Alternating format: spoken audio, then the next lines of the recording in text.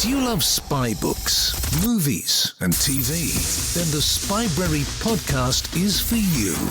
Since 2017, host Shane Whaley and Spybrary field agents around the world dispatch reviews and interviews with authors, historians, and fellow spy fans. We discuss everything from John le Carré, Len Dayton, Paul Viddich, Graham Greene, Mick Herron, Charles Cumming, Ben McIntyre, and many more. Spybrary is available on all good podcast apps and at spybrary.com.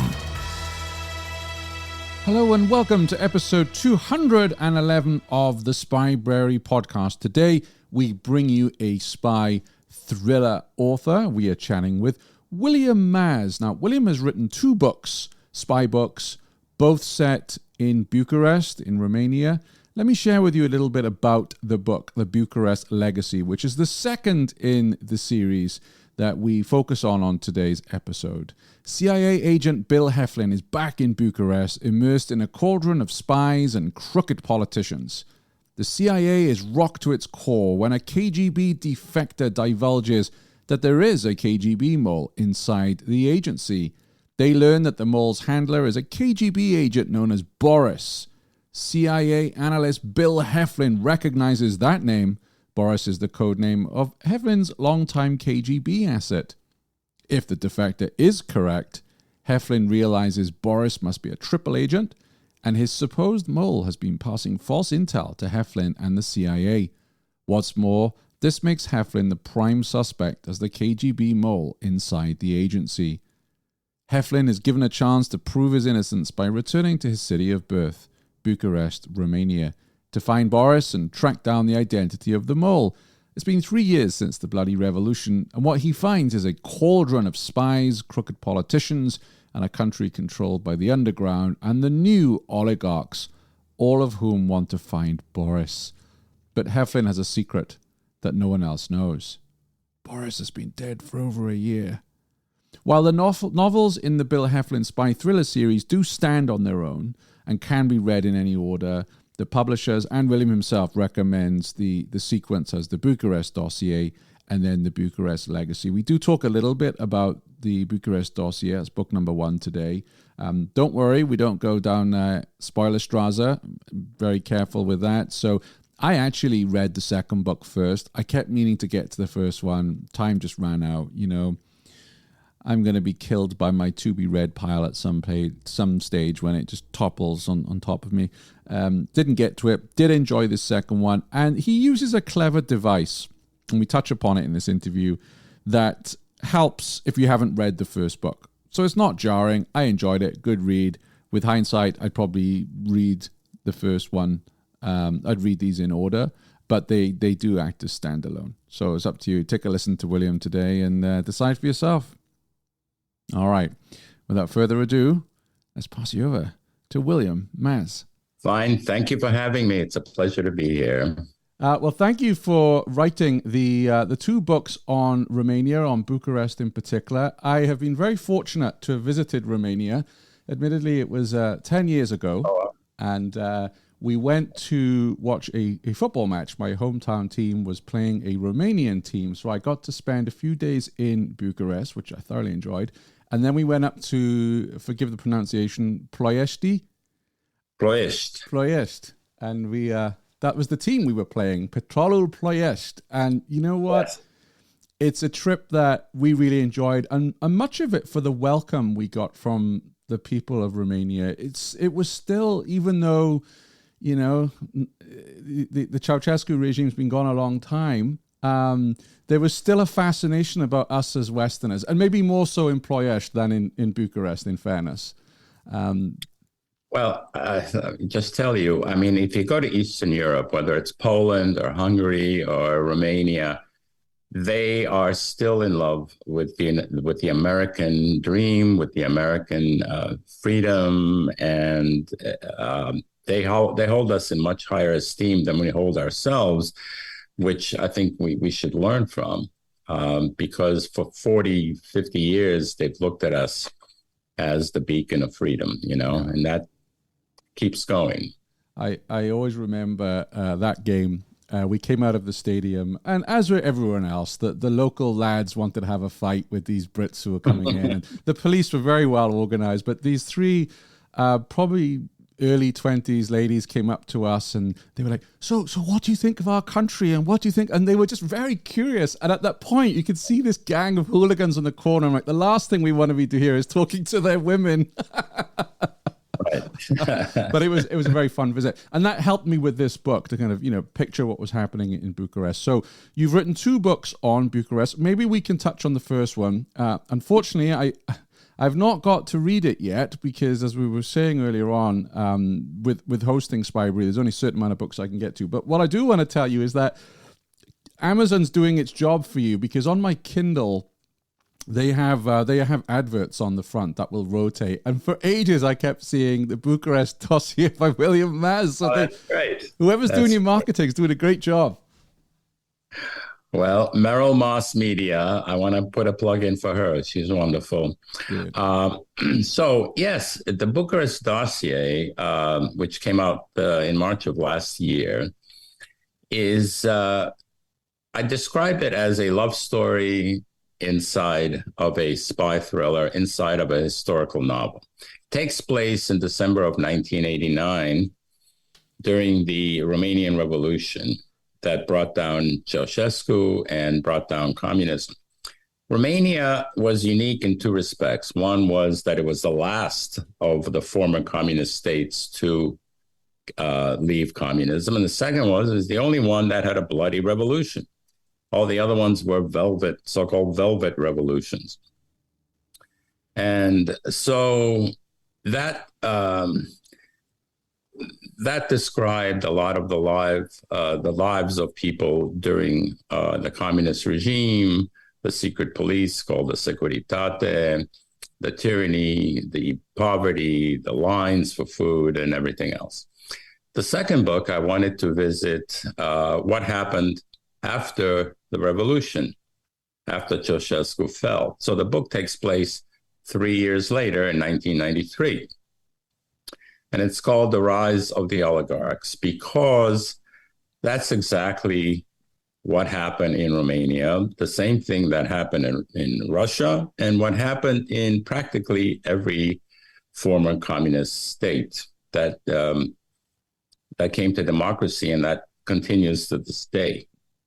And we can talk about the reasons for that and what an oligarch really is and why they are such a part of the former communist countries. Yeah, I'd love for you to expand on that.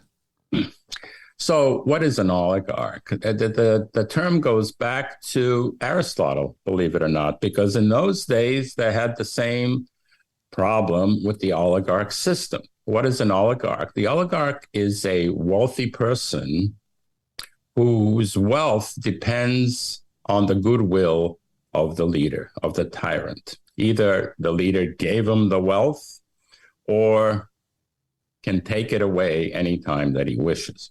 So Bill Gates would not be considered an oligarch. He created his own company. He doesn't depend on any politician to keep it. But in the communist regimes, there was a transition period from communism to capitalism. During that transition period, what had to happen? Well, the first thing that had to happen was that all these companies that were state-owned, because the communists owned everything, had to be privatized. They had to be turned into independently owned companies. That privatization process was supposed to be fair. People were supposed to be getting, pieces of paper stating that they owned a percentage of the company. It was all corrupted, and those companies ended up in the hands of only a few men, and it was mostly men. Who were these men is the question, and how did they get all these companies? Well, in most of these countries, including Bulgaria and Hungary and other places, these men were part of the old Secret Service leaders.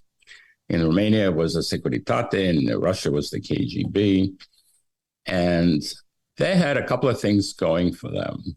The main one being millions of dossiers in their archives. These dossiers were on spying on practically anyone who was anyone in their communist system. Judges, members of parliament, managers of companies. When the privatization process started, these dossiers were used by the leaders of the Securitate to blackmail and bribe these officials, judges, and everybody else to rubber stamp these transactions that were illegal. What was inside the dossiers? Well, it goes back to the communist system. The communist system was corrupted from the most bottom transaction to the highest levels of government. If you wanted to get some beef from the butcher, you could stand in line for 3 hours and then find out that halfway through the line, the meat is over and they had to close the shop. Or you could pay the butcher to save you a slab of beef, which he would then deliver in the afternoon. If you wanted to buy a car, you had to pay the manager to put you higher on the list. Otherwise, you'd wait 5 years for the delivery of the car. If you wanted to see a doctor, you had to bribe him. If you needed surgery, you'd better have your grandmother's old jewelry, or otherwise you're not getting it. And this went up all the way to the top. If a company from the West wanted to do business in Romania, they would have to bribe the officials.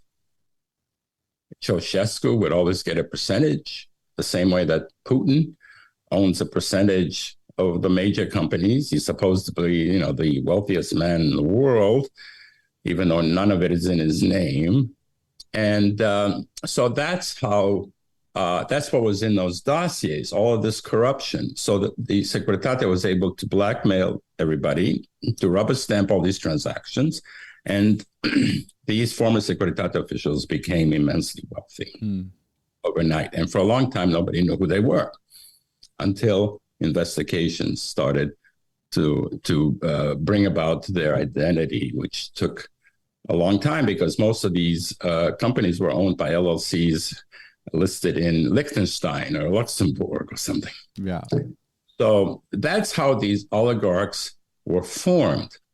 Now, why do you need an oligarch system? Because the oligarchs was a tool that was used throughout history by leaders, tyrants, to stay in power. Even in England, you had earls and dukes. They were oligarchs. Their wealth depended on the king. He could take it away at some point if they weren't part of the group. So the oligarch system is used to prop up a leader and to issue propaganda. For instance, in Turkey, we have Erdogan, who is using the oligarch system to this day, gives no-bid contracts to his friends and allies. In turn, they buy media companies which spew out propaganda and keep him in power. He's probably going to be in power again for another 6 years. So the oligarch system is alive and well. It even exists a little bit in the United States. A major media company is basically a propaganda machine for one party. That's part of the oligarch playbook. Yeah. So that's what happened. That's why most of these countries are still corrupt to this day. You can't go to Romania and do anything of importance without having to bribe somebody. Yeah. So that's the backdrop to this story, and Bill Hefflin is back. So he was in the first novel. And I think what I would say is, I did read the second novel first. I think I would advise people go and read the first one, of course, and I will go back and reread it. But I like how you had these italicized thoughts. Yes. Which were helping us understand, so that I wasn't scratching my head at any point and saying, hang on a minute, what happened to him? You were very, very good at explaining that on the page for those of us who hadn't read the first book. I thought it was a very clever technique. Well, that is one of the stated and unstated rules of writing a series, which is every part of that series, every book has to stand on its own. Yeah. Because if you write 10 of them, for instance, you're not going to expect somebody to start at the beginning every time and then go through the first 9 books before they read the 10th one. So you need to write it in such a way that you're explaining the backstory a little bit without, taking too much of the reader's time. But unfortunately, if you read the second book and then go back to the first, I divulge certain things in the second book that are part of the surprise of the first. So let me ask you this. A lot of our listeners, we all have very large, very tall to be read lists. What would you say? And I know you want book sales, right? Because you're an author and this is brand new out. But in terms of the enjoyment, do you think our listeners should go back to the first one, then read the second? Or are you like, no, go read the sequel? No, I really do, because I think the second book also builds on the first, especially the three main characters from the first book, especially Boris, for instance, who is the asset that Bill Hefflin has. He's a KGB agent who is working for the CIA. He's a mole. And he asks in the first book that Bill Hefflin come to Bucharest to create history, which intrigues the CIA and Hefflin. And he goes there to find out what Boris means by that. At the same time, he goes there to find his lost love, Pusha. So Boris also appears in the second book in one form or another, as does Pusha in one form or another. So I think in order to really appreciate them, not just for sales, but to really appreciate it, it's one big story. Yeah. So Hefflin's backstory then is that he grew up in Romania and his parents took him to Greece at a young age. They were Greek. See, right. Romania before First and Second World War was a democracy. And they had a king and a parliament. It was like England, basically. So it thrived. Romania was the breadbasket of the area. It had rich soil. It had oil in Ploiești, oil, you call it Ploiești oil fields. And after World War II, when communism came, the Russians invaded, basically, and the Americans left Romania to be part of the Russian sphere. It became communist. Nobody ever thought that the Romanians would accept communism, but they had no choice. And everything plunged. The industries that were now nationalized weren't functioning anymore. You had collective farms that drastically reduced their output. They couldn't even feed their own people. And what they could feed, Ceausescu sold to the West in order to get hard currency. So there was famine in Romania for over a decade. And so it was right before revolution, but you couldn't start anything in Romania because the minute 2 or 3 people got together, the Securitate would follow them and see what the heck they're talking about. All the phones in Romania. I left when I was very young, but I've been back during Ceausescu's time many times. All the phones came from the factory with a microphone built inside of them. The microphone didn't just listen to your phone conversation. It listened to everything that went on in the house. Wow. Okay. So if you go to somebody's apartment, you will see this cord going into a drawer or into the closet in order to muffle the sound of the microphone. So that was the kind of atmosphere that people were living under. I mean, that's one up on the Stasi, right? I mean, they are revered as close surveillance, but not even they did that at that level.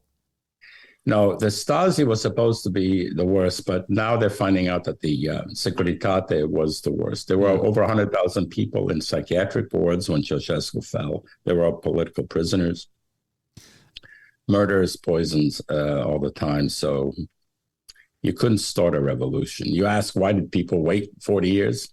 Yeah. The minute you said something, you were whisked away, never to be heard from. I mean, it's a lot of bravery when you look at that revolution and anyone to speak out against that kind of totalitarian regime, whether of the right or the far left, the communists. They have my admiration because, I've toured a lot of Stasi prisons in the former East Germany, and you come out of there, shaking with emotion about what people were locked up just for listening to punk music or buying a Beatles LP, or not for actually sabotaging the government in any way. Well, I mean, that's one of the questions I address in the first book. If you go to Romania today and you ask them about the Romanian Revolution, the first thing they ask you is, well, was it a revolution or was it a coup? Because we don't know today. And the reason is that all of these answers are still locked up in the Securitate archives. And then you have all sorts of spy figures that I found out that I'm including in the book, because all of these generals were either working for the CIA or working for the KGB. Yeah. Okay. One of them was a guy named Stănculescu, who became, before Ceausescu fell, the Minister of Defense. I mean, how much closer to power can you get, right? And he was part of the revolution. In fact, he arranged for the mock trial and final execution of Ceausescu and his wife. So there are a lot of questions there as to how the revolution occurred and who was involved. That's one of the things I do in there is I fill in the gaps that history leaves open. I don't change history, but there are questions there that invite an answer, and I provide my, I think, intelligent and well-researched answer as to how the revolution occurred in the first book. Can you share a bit more about Hefflin's backstory? So he was in the CIA, and in this book, at least, he's not, but he's working on behalf of the CIA. Well, again, we're gonna blow the surprises of the first book. Okay, but well, maybe we shouldn't go there then, but because I don't want to ruin it for people. But you know, I just thought it was an intriguing backstory. The backstory, I'll give you some of it. Yeah. He grew up in the United States. He came here at the age of 8. He went to Harvard, where he was recruited by the CIA and a girl named Catherine. And then became an analyst because he didn't want to move around to different countries and he didn't like danger, so he became an analyst.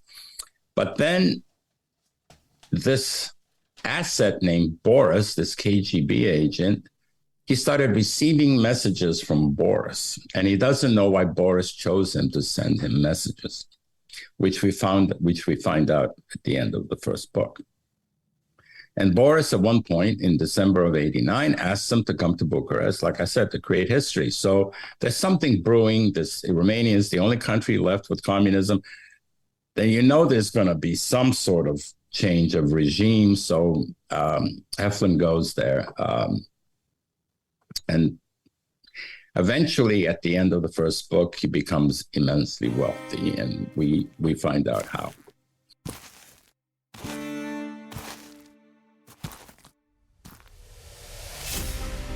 Are you on the hunt for your next thrilling spy read? Look no further. Spybury contributor and Sunday Times chief political commentator Tim Shipman has curated a list of his top 125 spy authors ranked. With Tim's vast experience and expertise in politics and spy thrillers, you can trust his judgment on the best spy authors of all time. This list includes both classic and modern writers, making it the ultimate guide for any spy fan. But wait, there's more. Tim also recommends which book to try first from each author, and he shares his favourite book from each of them too, so you can dive right into the best of the best. Ready to get your hands on Tim's list? Head over to spybury.com/top125 to grab your free copy now. Don't miss out on the ultimate spy reading list. Visit spybury.com/top125 today. I smiled reading your book because we often say, you know, what's the capital city for spies? And I will always argue for Berlin, you know, pre-1990. Yeah. But when you read, you know, you've got the Hungarians who are helping Hefflin. I really like that character, by the way. They're running around helping him escape. You've got the former KGB, the SVR, we're practically still KGB, right? They're running around.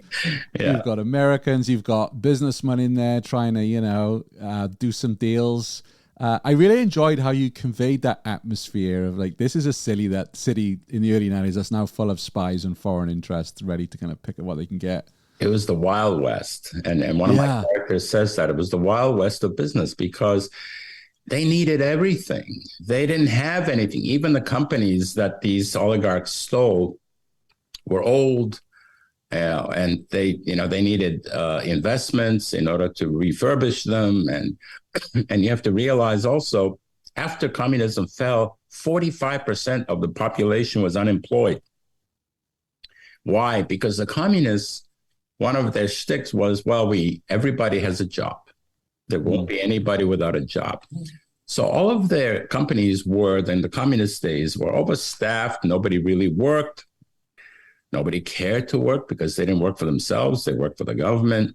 And so once they became privatized, half of these people were fired and they became unemployable and unemployed. So it was a Wild West where people would come in and get labor very cheaply, and companies started to form in Bucharest. But again, it was so corrupt, and it is corrupt to this day. There was an article in the New York Times a week ago about, I forget what's his name, who was caught in Bucharest trafficking in sex trafficking, who went there because it was known to be so free in terms of corruption that he didn't think it would ever be caught. And finally it was brought down, but it tells you something about how it still is one of the most corrupt places and easily bypassed by, thieves and so forth, by simply bribing whoever is bothering them. A question for you, William. So in our genre of spy, we feel that there are subgenres within spy. So you have, on the one side, what we call the more cerebral, gritty, realistic type of spy novel. And on the other extreme, you've got what I think is like the special forces guy, with the cigar, the gun, and the blonde, and the whiskey, and that's right. Kicks ass. Where do you place your book? I'm glad you asked me that. I'm glad you asked me that because I actually gave a lecture on that the other day at one of the conferences. No, I place myself toward the Jean Le Carré side. Jean Le Carré was my hero. He taught us how to write really the Cold War spy thriller. And it is the more, let's say, realistic of all of these. I mean, James Bond, you shouldn't even think of him as a spy. The minute he comes off the plane or enters a casino, they know who he is. So what's he spying? And most of these, in America, they like a lot of action, so I had to include action in my books. But it's more of a cerebral, that's what interests me, trying to figure out who's lying, who's telling the truth, what are they lying about, what are their motivations, and who are they really working for? Is it for a country or is it for themselves? And then some of the geopolitical thing, for instance, the United States had helped the United Nations create an embargo around Yugoslavia, an arms embargo, because Milosevic wanted to kill all the Muslims there. But everybody was breaking the arms embargo. The people who were the most involved were Romanians, including this General Stănculescu, who left the government to become an oligarch. And he made his money by arms dealing to Milosevic in Yugoslavia. At the same time, you have the Americans breaking the embargo because they want to help the Muslims and prevent them from being slaughtered. So nobody's following the embargo. But I try to portray how we really were the good guys in that thing. And one of the lines that I like in the book is when Hefflin, my hero, is talking to Elliot Ingram, his boss, And he says to him, we're good, Elliot, because I have a lot to learn from you. He knows that Elliot's heart's in the right place, and that even though he's had to do a lot of bad things, he did it for good reasons. So I think, we did all sorts of things in Romania that people don't know about, and I try to bring some of that out in the two books. Yeah, I wanted to touch on the action because I think you do it very well. I would agree with you that for me, this was more of what I prefer, the more realistic type of spy thriller. But there are action scenes. What's memorable for me is the fight, and I don't want to go down spoiler Straza, but the fight with the Roma. I'm going to call them Roma on this episode. I hope that's correct. But also there's that scene where Hefflin is having a fight with his partner who gets naked. Yes. And he's trying to say, look, what happens if you are? And he's obviously very distracted by her beauty and her physicality. But she's like, one day you might have to fight someone in this situation. And that does come back later on. And I thought that was a good touch. And William, it was interesting because I have just finished a book called Sabretooth, which is a Modesty Blaise book. And although she doesn't get naked, she also has a similar kind of, practice fight, pretty heavy going with her sidekick. And I didn't know if that was a homage to that scene or to Modesty Blaise, who I think is expertly written. I actually have not read that book. And it is like, I think who was it? Chekhov, who said, if you show a gun at the beginning of the story, you'd better use it by the end of the story. So right. Once I showed that training scene with his partner at the beginning, I had to have a real scene like that at the end, right? Yeah. So, or somewhere in the middle. But it didn't feel contrived. It worked. Yeah. For me as a reader, it worked. I enjoyed it. And there was other, there's you've packed quite a lot of tradecraft into this. And I don't think I'll ever look at a watch shop the same way as I did. That was nice. I like that. That was totally original. I mean, at least I had never read it anywhere. I'm sure other people have thought about that. But yeah, I mean, this is what I like to write. There are two types of writers. There's the plotters and the pantsers. Like, I'm the latter. I don't plot. I mean, I have basically landmarks in my plot as I'm starting out, but I have some characters. And I love just sitting down and getting ideas as I'm writing. I have like several aha moments every day. Like, oh my God, this character, I can relate to that character, and let's see where that takes me. That is the beauty of writing. But then it's also the most time consuming because every time you make a change, you got to go back and change the beginning and the middle. But by the end, you're exhausted. But it makes me so fulfilled because my imagination has been on high gear all this time. So that's fascinating to hear, because if our researchers at Spybury are correct, you're a doctor, correct? I am.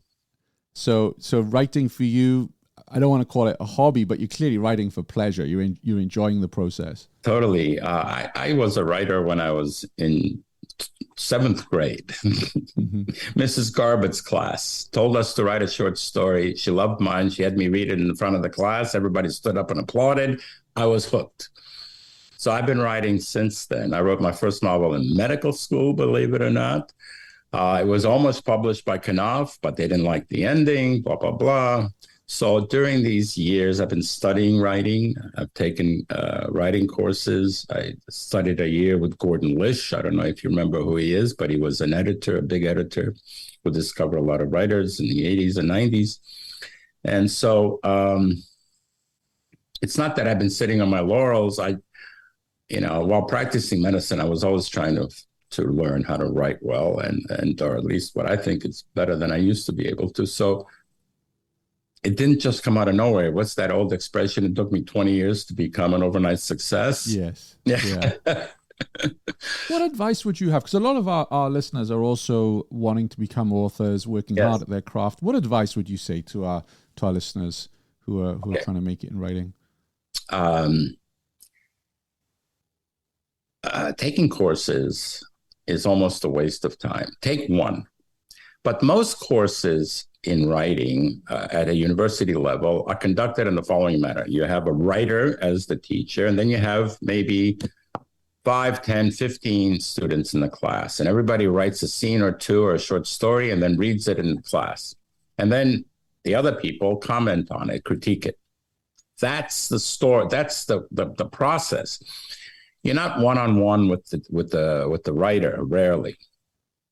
I don't want to hear about my story from other people who are as ignorant as I am. I want to learn from the writer directly or from an editor. So if you have funds available, the best way I learn how to write is once you've finished a novel, you've gone through 5 rewrites, because the rewriting is where the real writing happens. Get a good editor who will sit down with you and say, look, get rid of this chapter, because you want to start in the middle of action. You don't want to start, where nothing is happening. Or this chapter should be moved up here, or you can cut this paragraph. You learn how to write from a good editor. So that's what I would do. And keep cutting and keep rewriting and keep cutting. Say things in as short a period of time as you can. First of all, because most publishers won't accept anything above 100,000 words in your first novel. I mean, you're not Stephen King, who can write 1,000-page books. So you got to learn how to keep it relatively short. And once you become successful, then they'll become more lenient with you. But brevity is something that every writer should learn anyway, because that's good writing. Absolutely.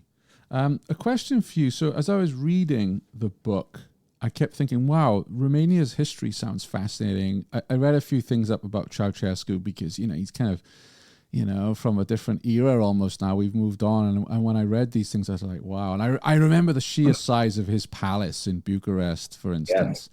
Yeah. What books would you recommend on Romanian history or biographies of Ceausescu? I don't have them.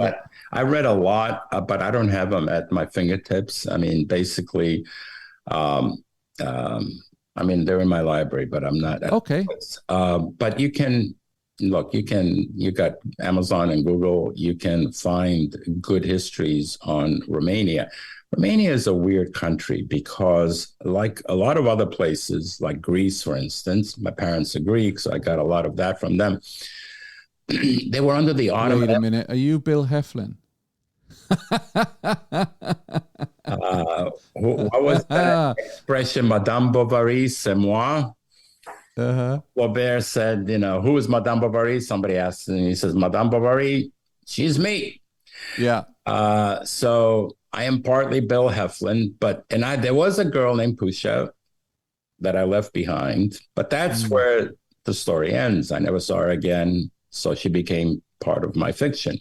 I did go to Harvard, but I wasn't part of the CIA or recruited by it, and so forth. But I do use a lot of little tidbits that actually happened to me, like well, you don't know it because you haven't read the first one. So, so I got involved in Romania after I started going back after high school to find out what the Ceausescu regime was all about. Are we running short?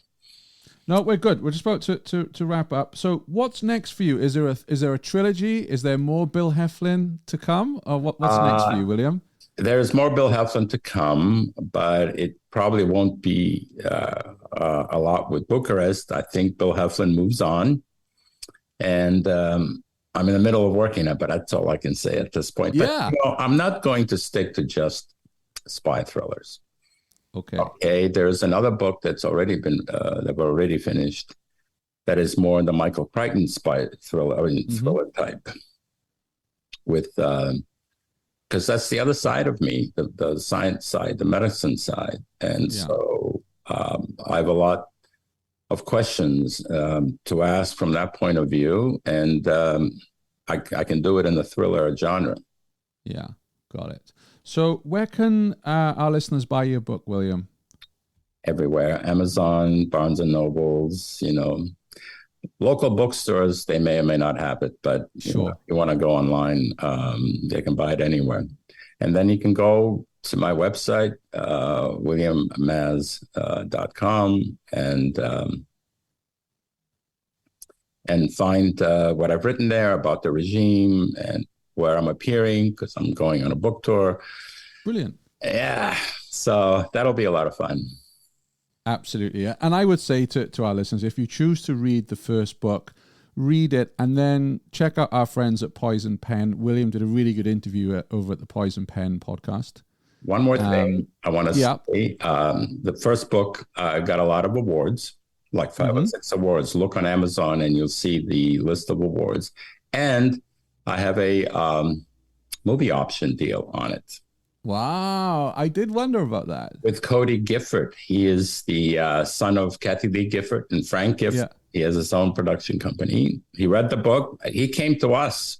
He read the book, loved it, and he contacted us, says, I want a movie option on it. I want to make a film out of it. So we'll see what happens. Do you know, it's funny you say that, because as I was reading the book, I did think this would be a really good movie. There's a lot of really good personalities in it, great locations. And again, I'm a history nerd, especially when it comes to Eastern Europe. So I found this really fascinating read. And there's one thing you have done, other than it being an entertaining read, is now I want to go off and read more about Romania's history.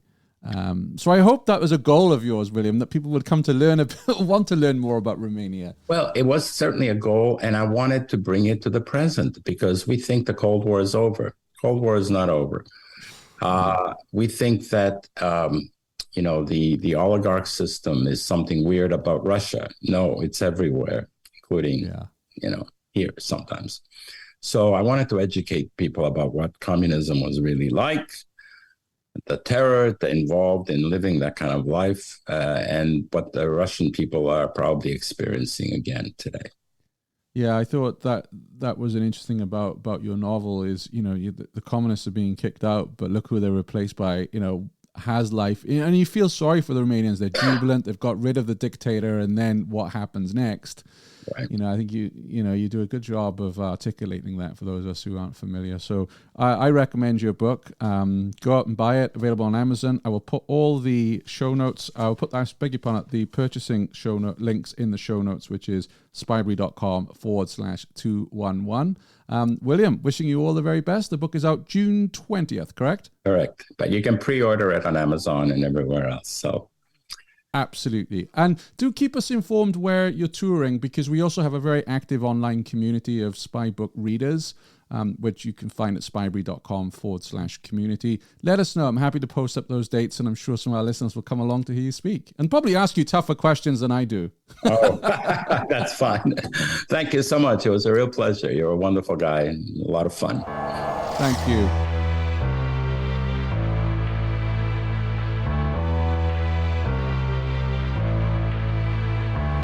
Thanks for listening to the Spybrary podcast. You don't have to wait for the next episode. Join the conversation happening now at facebook.com/Spybrary and on Twitter @Spybrary.